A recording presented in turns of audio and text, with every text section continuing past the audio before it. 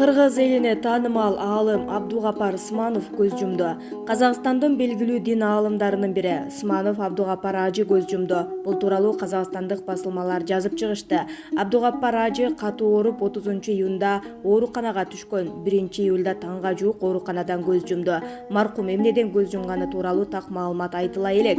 Абдугапар Сманов 1970-жылы туулган. Казакстандагы бир катар мечиттерде имам, кийин медресе мүдүрү болуп эмгектенген. Интернетте кыргыз элине болгон урмат сыйын, жетишкендиктерин, дин жаатындагы алгылыктуу иштерин айтып, элди жакшылыкка чакырып, жамандыктан кайтарган баяндарын көп айтчу.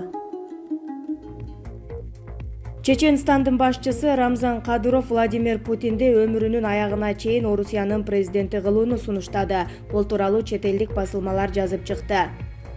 Кадыров республика жетекчилери менен өткөргөн видео жыйында Орусиянын президенти тууралуу айтып, азыр аны эч ким алмаштыра албай турганын, ал сыяктуу дүйнөлүк масштабтагы лидер жок экенин билдирди. Путиндин тушунда Чеченстан гүлдөп өнүктү. Бүгүн биз укуктук мамлекетте, Орусия Федерациясында жашап жатабыз деген Кадыров сөзүнүн аягында ал конституцияга өзгөртүүлөрдү киргизүү боюнча референдум жөнүндө айтып, республика жашоочуларын добуш берүүгө чакырган.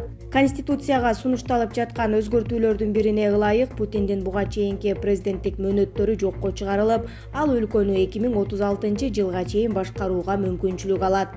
Путиндин басма сөз катчысы Дмитрий Песков Орусиянын конституциясында кимдир бирөөнүн өмүр бою президент болуусу каралбаганын билдирди. Кадыров 2018-жылдагы президенттин шайлоонун алдында да Путин Орусияны өмүрүнүн аягына чейин башкарышы керектигин айткан. Бүгүн 439 кишиден ковид чыкты. Соңку маалымат. Бүгүн Кыргызстанда дагы 439 кишиден коронавирус аныкталганын Саламаттыкты сактоо министринин орун басары Мадамин Каратаев брифинг учурунда билдирди. Бишкек шаары 195, Чүй обласы 175, Ош шаары 5, Ош обласы 5, Нарын обласы 10, Жалал-Абад обласы 24, Талас обласы 12, Баткен обласы 13. Ушуну менен вирус илештирип алгандардын жалпы саны 5735ке жетти. Bir сутканын ичинде вирус 5 адамдын өмүрүн алды.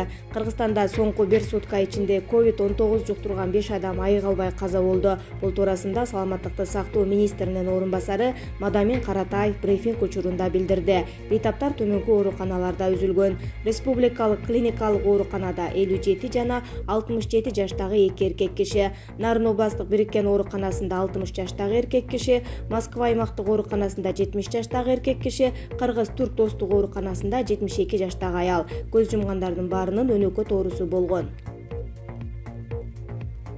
Каратаев соңку учурлар элди сездентип, жоопкерчиликти сездиртип жатат.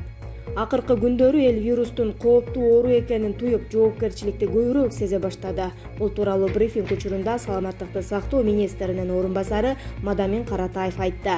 Соңку жумаларда бизде кенебестик болгонун билебиз. Көпчүлүгү бет капсыз жүргөн, оорулар менен байланышкандар көп болгон. Акыркы байкоолор боюнча эл эми жоопкерчиликти сезип калды. Вирустун айынан бейтаптар арасында оор учурлар, өлүмдөр катталып жатпайбы? Ушулар кооптонууну пайда кылды деп ойлойм, деди Каратаев. Бирок ал абал дагы деле курч экендигин белгилеп, бир үй бүлөнүн 4-5 мүчөсүнө вирус чыгып жатканын айтты. Асейин Саралаев: көп сөз жазат элем, бирок тоготер жерин эле айтайынчы. Сөздүн чыны Адахан Мадумаровдун колдоочуларына баа бердим. Мадумаровдун бир ийгилиги катары ал кишинин мыкты жаштардан турган колдоочулары бар экенин атасак болчудай. Сөөк кемирген дөбөттөрдөй кынжыйып келип алышып, Мадумаровдун көлөкөсүнө ырылдап, ыркырап аткандарга өздөрүнө жараша жооп кайтарып жатышканын күнөөлөбөйм деле.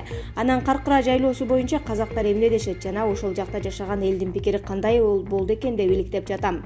Анан калп эле Курманбек Бакиевке асыла турган шылтоо таппай калгандар Адахан Мадумаровду бутага коюп алышып, Каркыраны сатып салышкан деп сопсонун чечилген чек ара маселесин козгоп жатышат. Жумалиев сыяктуулардан тарпартпай калып, жыдып калышса да Бакиев менен Мадумаров мукочу болуп калыш керекпи? Көрдүк го бир облустун ичинде Кочкор менен Нарын райондору эмне болуп жайыт талашып. Ал эми эки мамлекет ортосундагы чоң жайытты сызгыч менен чийгендей тактап, кыргыз тарапка көбүрөөк аянтты алып, эң башкысы жергиликтүү тургундардын мүдөөсүн аткарып, эки эгиз элдин малчыларын бири-бирине чабыштырбай чечип койгон Курманбек Бакиевке терең ыраазычылык билдиришибиз керек. Атактуу казак акыны Жан Сугировдун «Каркара калың казак кебесиндей, албанын албырт эрке энесиндей, карагай капталдагы жыны шарша, кыдыралы малдын куттуу келесиндей, каркара жарасымды жазык жайлоо, үй келше күрттүн жайган өрөөсүндөй» деген керемет саптары бар. Тилекке каршы Каркыра жайлоосун даңктаган бир да кыргыз ырын тапкан жокмун. Жакын арада Каркыранын аркы бетиндеги албан уурусунан казактарынан жана алардын ою боюнча жайлоонун тарыхын баяндап берем. Ал эми Мадымаровдун командасына айтарым сөз жок, мыкты экенсиңер. Асейин Саралаев Facebook баракчасына жазды. Жусуп Коргонбай уулу экс-депутат эң алгачкылардан болуп Матраимовдор ишкерлик кылышкан.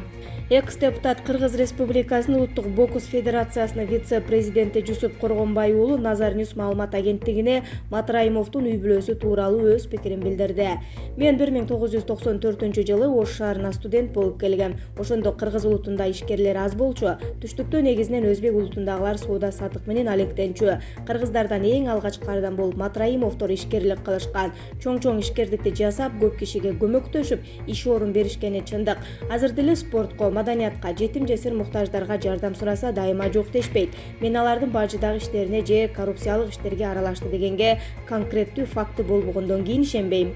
Бардык нерсени факты менен сүйлөш керек. Өлкөдө эгемендикти алгандан бери элдин мамлекеттин эсебинен байыган миллионерлер көп. Ушул эле учурда өз эмгеги менен эл баккандар да жок эмес. Мен Искендер, Райым, Ислам, Руслан Матраимовдорду жакшы тааныйм. Элпек, ыймандуу, коомчулукта өздөрүнүн жакшы жактарын көргөзүп, көпчүлүккө үлгү болуп келе жаткан адамдар. 25 жылдан бери жакшы таанып, булар жөнүндө жаман пикир уккан эмесмин. Кыргызстанда ушуга окшогон үлгүлүү жүргөн кишилерден кынтыктап, жаманатты кылыш акыркы убактарда жаман адатка айланды.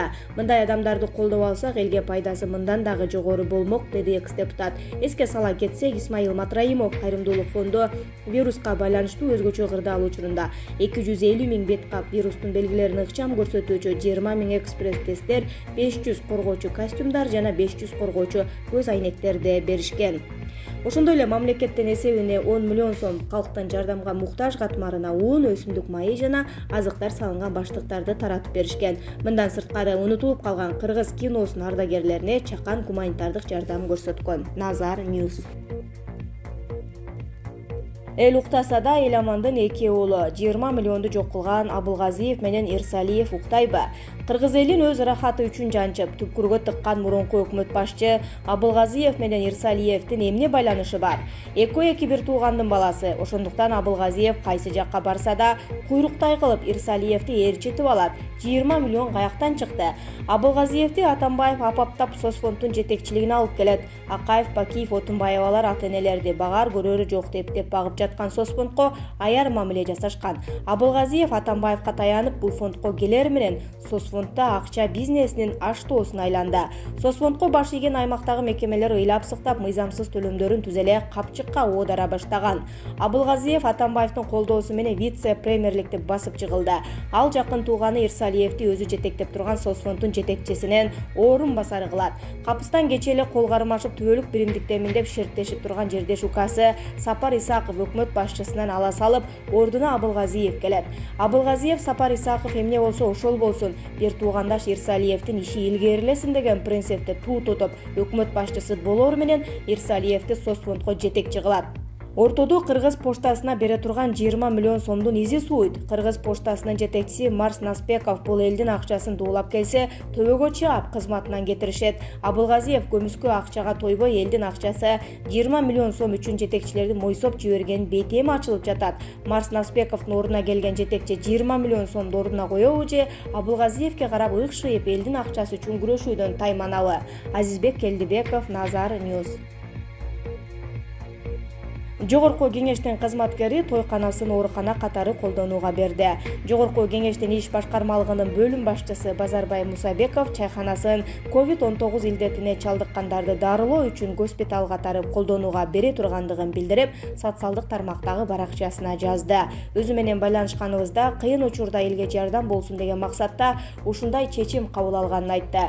Чайкана Алматинский көчөсү менен Объездной жолдун кесилишинде жайгашкан, 300 адамга эсептелип салынган. эл үчүн салынган тойкан эле калк башына кыйынчылык келгенде госпиталь катары калк үчүн берейин деп атам, деди Мусабеков. Мындан сырткары саламаттыкты сактоо министрлигине чалып сүйлөшкөнүн, алар макул болгонун билдирди. Ошондой эле буга чейин да бир имаратын COVID-19 илдетине каршы күрөштө колдонуу үчүн бергенин да кабарлады.